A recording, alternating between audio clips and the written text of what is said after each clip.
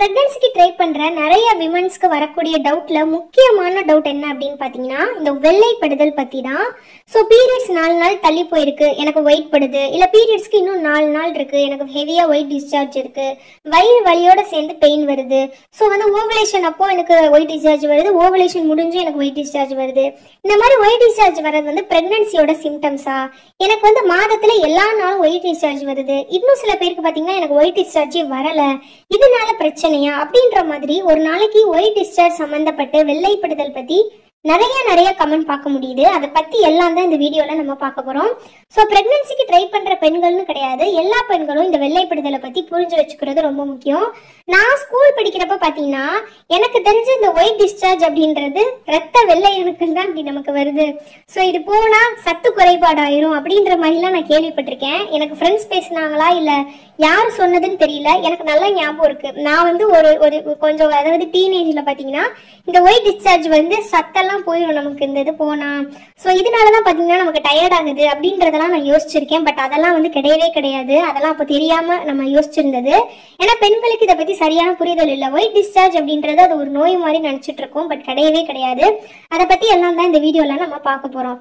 So white discharge அப்படின்றது எப்படி அப்படின்னு பாத்தீங்கன்னா நமக்கு எப்படி யூரின் வருது, நமக்கு வந்து மோஷன் போறோம், நமக்கு வந்து வாயில வந்து உமிழ்நீர் சுரக்குது, அதே மாதிரிதான் யூட்ரஸ்ல இருந்து சுரக்கக்கூடியது தான் பாத்தீங்கன்னா இந்த ஒயிட், அதாவது நமக்கு வந்து வரக்கூடிய இந்த வெள்ளைப்படுதல். இது வந்து ஒரு நார்மலான விஷயம். ஸோ எப்படி நம்ம வந்து நம்மளோட யூரின் போனாதான் நம்மளோட சிறுநீரக பை வந்து கிளீனா இருக்கும், அதே மாதிரி ஒயிட் டிஸ்சார்ஜ் ஆனாதான் நம்மளோட கர்ப்பப்பை வந்து ஹெல்த்தியா இருக்கும். ஸோ கர்ப்பப்பை பாத்தீங்கன்னா ஒரு டாக்டர் பேசியிருந்தது நான் கேட்டேன். கர்ப்பப்பை அப்படின்றது ஒரு குயின் மாதிரி, அது ராணி மாதிரி, அது தன்னைத்தானே நல்லா பார்த்துக்கும், தன்னைத்தானே சுத்தப்படுத்தும். ஸோ அதுக்கு வந்து எந்த ஒரு இன்ஃபெக்ஷனும் வரக்கூடாது அப்படின்றனால அது அந்த யூட்ரஸ்ல இருக்கக்கூடிய கழிவுகள், பேட் பாக்டீரியா எல்லாத்தையுமே வெளியேற்றிட்டே இருக்கும். அதுதான் வந்து ஒயிட் டிஸ்சார்ஜ். சில பெண்களுக்கு பாத்தீங்கன்னா மாதத்துல 30 நாளுமே வெள்ளைப்படும், அது பாத்தீங்கன்னா காமன் தான். ஆனா கரெக்டா எப்பெல்லாம் வெள்ளைப்படணும், கரெக்டா எப்பெல்லாம் பெண்களுக்கு வெள்ளைப்படுதல் நார்மல் அப்படின்னு பாத்தீங்கன்னா பீரியட்ஸ்க்கு அப்புறம், பீரியட்ஸ்க்கு முன்னாடி. அதாவது உங்களுக்கு பீரியட்ஸ் வரப்போகுது அப்படின்னா ஒரு 4 நாளா ஒயிட் படும், பீரியட் ஸ்டாப் பண்ணதுக்கு அப்புறம் அடுத்து ஒரு 4 நாள் வெள்ளைப்படும், அதுக்கப்புறம் பாத்தீங்கன்னா ஓவுலேஷன் அப்போ ஒரு 4 நாள். இந்த நாட்கள்ல வர்றதுதான் கரெக்டான உங்களுக்கு ஒயிட் டிஸ்சார்ஜ். ஸோ இப்போ நீங்க 1ஆம் தேதி பீரியட் ஆயிருக்கீங்க, உங்களுக்கு 4ஆம் தேதி பீரியட் முடிஞ்சிருச்சுன்னா ஒரு 7ஆம் தேதி வரைக்கும் ஒயிட் டிஸ்சார்ஜ் இருக்கும். அதே மாதிரி பீரியட்ஸ்க்கு முன்னாடி ஒரு 4 நாள் வரைக்கும் இருக்கும், ஓவுலேஷன் அப்போ ஒரு 4 நாள் இருக்கும். ஸோ இந்த மாதிரி நாட்கள்ல தான் பாத்தீங்கன்னா ஒயிட் டிஸ்சார்ஜ் வந்து நமக்கு வந்து அதிகமா இருக்கும். பீரியட்ஸ் அப்ப எதுக்கு நமக்கு அதிகமா இருக்கு அப்படின்னா நம்மளோட யூட்ரஸ் வந்து ரெடி ஆகுது, அதாவது பீரியட்ஸ் வெளியேற்றுறதுக்காக ரெடி ஆகும்போது அது என்ன ஆகும் அப்படின்னா அதுல பிளட் ஃப்ளோ எல்லாம் அதிகமாகும். ஸோ அது தேவையில்லைன்னா அந்த மூக்கஸ்ன்னு சொல்லுவாங்க, அதாவது அந்த கிளாண்ட்ஸ் எல்லாமே அந்த வெள்ளையை வந்து வெளியேற்றும். ஸோ ஓவலேஷன் அப்போ எதுக்கு வெள்ளைப்படுது அப்படின்னு பாத்தீங்கன்னா ஓவலேஷன் நாட்கள் அப்படின்றது கருமுட்டை வெடிக்கிற நாட்கள்னு சொல்லக்கூடியது. அது இயற்கையாவே நம்ம பெண்களோட உடம்பு வந்து உடலுறவுக்கு தயாராகும். இயற்கையா எதுக்கு ஓவலேஷன் நடக்குது அப்படின்னா ஒரு வயதுக்கு வந்த பெண் பாத்தீங்கன்னா அவங்க இனப்பெருக்கத்துக்காக அவங்க உடம்பு தயாராகிறது தான் அந்த ஓவலேஷன். ஸோ அப்ப பாத்தீங்கன்னா அந்த நாட்கள்ல இயற்கையாவே நம்மளோட யூட்ரஸ்ல இருக்க மசில்ஸ் எல்லாம் ஒயிட்டை வந்து ரிலீஸ் பண்ணும். எதுக்காக அப்படின்னு பாத்தீங்கன்னா அந்த உராய்வு தன்மைக்காக. நீங்க ஹஸ்பண்ட் கூட சேர்ந்துருக்கீங்க அப்படின்னா உங்களுக்கு ஒரு வளவளப்பு வேணும்ல, அதுக்காக ஒயிட்டை வந்து சிக்ரீஸ் பண்ணும். அதுக்கப்புறம் பாத்தீங்கன்னா ஒருவேளை ஸ்பெர்ம் நம்மளோட யூட்ரஸ்குள்ள வருது அப்படின்னா அதுக்கு வந்து அது நீந்தி போறதுக்கு ஒரு லிக்யூட் வேணும்ல. ஸ்பெர்ம்ன்றது ஒரு லிக்யூட்ல இருக்கக்கூடியதுதான் அந்த உயிரணு. ஸோ பெண்களுக்கு அது யூட்ரஸ் வழியே உள்ள போறதுக்கும் அதுக்கு லிக்யூட் வேணும்ல. ஸோ இயற்கையாவே ஓவலேஷன் நாட்கள்ல வந்து ஒயிட் டிஸ்சார்ஜ் இருக்கும். எந்த மாதிரி ஒயிட் டிஸ்சார்ஜ் எல்லாம் காமன் அப்படின்னு பாத்தீங்கன்னா உங்களுக்கு பாத்தீங்கன்னா மில்கி ஒயிட்னு சொல்லக்கூடியது அது காமன், பாலாடை மாதிரி வரக்கூடியது அது காமன், எக் ஒயிட் மாதிரி வரக்கூடியது டிரான்ஸ்பரண்டா தண்ணி மாதிரி, அதாவது பாத்தீங்கன்னா ரொம்ப லிக்யூடா தண்ணி மாதிரி இருக்கக்கூடியது எக் ஒயிட் டிஸ்சார்ஜ் சொல்லுவாங்க. இந்த மாதிரி டிஸ்சார்ஜ் எல்லாமே ரொம்ப நார்மல். பேஸ்ட் மாதிரி வரக்கூடியது வெள்ளை கலர் பியூர் ஒயிட், இது எல்லாமே வந்து ரொம்ப நார்மல். எந்த மாதிரி ஒயிட் டிஸ்சார்ஜ் இருக்கக்கூடாது அப்படின்னு பாத்தீங்கன்னா பச்சை கலர்ல, அதுக்கப்புறம் பாத்தீங்கன்னா ரொம்ப டார்க்கான எல்லோ, இந்த மாதிரி கலர்ல எல்லாம் இருக்கக்கூடாது. அதுக்கப்புறம் தயிர் திரண்ட மாதிரி இருக்கக்கூடாது. அந்த மாதிரி இருக்கு அப்படின்னா இன்ஃபெக்ஷன் ஆனா மட்டும்தான் அந்த மாதிரி வரும். ஸோ இந்த மாதிரி உங்களுக்கு டிஃப்ரெண்டான கலர்ல டிஃப்ரெண்டான கன்சிஸ்டன்சில உங்களுக்கு இச்சிங் இருக்கு, பயங்கரமான அடிவயிறு இருக்கு அப்படின்னா உங்களுக்கு இன்ஃபெக்ஷன் ஆயிருக்கு, பாக்டீரியல் இன்ஃபெக்ஷன் ஆயிருக்குன்னு சொல்லிட்டு நீங்க டாக்டரை போய் பார்க்கணும். மற்றபடி எந்த நாட்கள்ல எந்த ஒயிட் டிஸ்சார்ஜ் வந்தாலும் ரொம்பவே நார்மல் தான். சில பேருக்கு பாத்தீங்கன்னா ரொம்ப ஹெவியான ஒயிட் டிஸ்சார்ஜ் இருக்கும், பேட் ஸ்மெல் இருக்கும், அதுவும் பாத்தீங்கன்னா உங்களுக்கு வந்து இன்ஃபெக்ஷன் ஆயிருக்கு அப்படின்றத தான் குறிக்குது. மற்றபடி உங்களுக்கு வந்து இச்சிங் இல்லை, அதாவது அரிப்பு இல்லை, அடிவயிறு பயங்கரமான பெயின் இல்லை, உங்களுக்கு பேட் ஸ்மெல் எல்லாம் இல்லை அப்படின்னா அது ரொம்ப நார்மலான ஒயிட் டிஸ்சார்ஜ் அப்படின்றது அர்த்தம். இந்த ஒயிட் டிஸ்சார்ஜ் வந்து பிரெக்னென்ட் ஆனா வருமா அப்படின்னு கேட்டா வரும். பிரெக்னென்ட் ஆனாலும் இந்த ஒயிட் டிஸ்சார்ஜ் வரும். உங்களுக்கு ஓவலேஷன் முடிஞ்சு 1 to 2 வாரத்துக்கு அப்புறம் ஒயிட் டிஸ்சார்ஜ் படுது.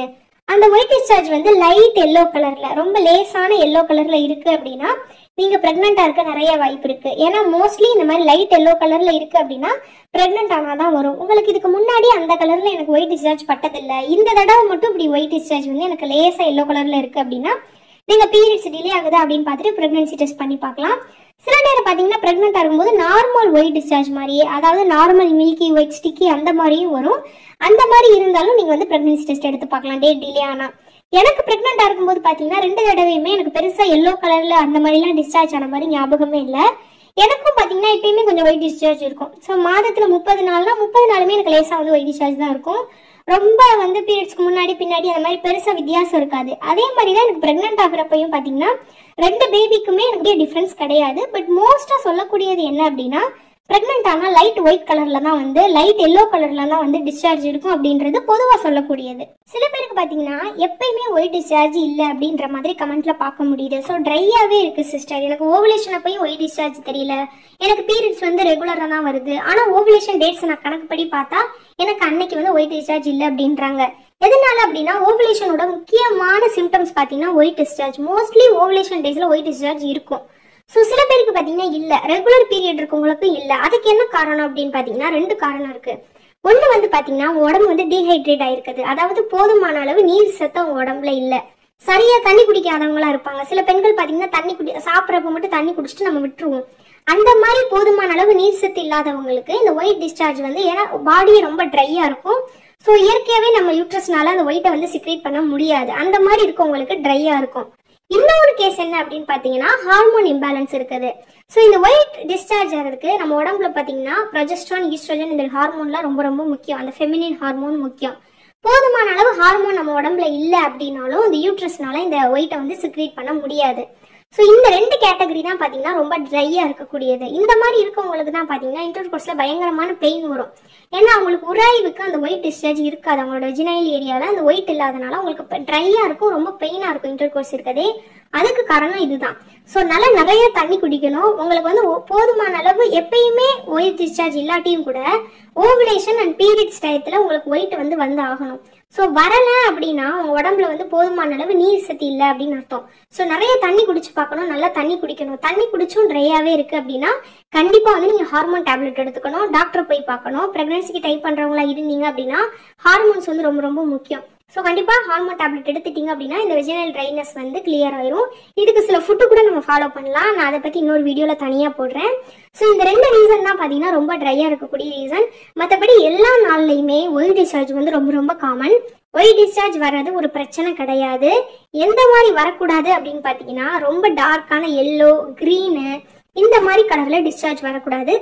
தயிரா திரண்ட மாதிரி, அதுக்கப்புறம் பேட் ஸ்மெல், இச்சிங், ஹெவியான ஸ்டொமக் பெயின் இந்த மாதிரிலாம் இருக்கு அப்படின்னா அது வந்து பாக்டீரியல் இன்ஃபெக்ஷன், ஃபங்கஸ் இன்ஃபெக்ஷன் ஆயிருக்கு அப்படின்றத அர்த்தம். அந்த மாதிரி இருக்கும்போது நீங்க டாக்டரை போய் பார்க்கணும். டேப்லெட் போடுறது ரொம்ப முக்கியம். மற்றபடி எந்த நாள்ல எந்த மாதிரி வந்தாலும் மில்கி ஒயிட், எக் ஒயிட், அதுக்கப்புறம் பேஸ்ட் மாதிரி இந்த மாதிரி கன்சிஸ்டன்சி எல்லாமே ரொம்ப நார்மலான ஒயிட் டிஸ்சார்ஜ் தான். இதை பத்தி நீங்க பயப்படவே வேண்டாம். ஸோ பீரியட்ஸ் தள்ளி போகுது இல்ல பீரியட்ஸ்க்கு முன்னாடி பேல் எல்லோன்னு சொல்லுவாங்க, லைட் எல்லோ கலர்ல இருக்கு அப்படின்னா நீங்க பிரெக்னன்சி டெஸ்ட் வந்து எடுத்து பார்க்கலாம்.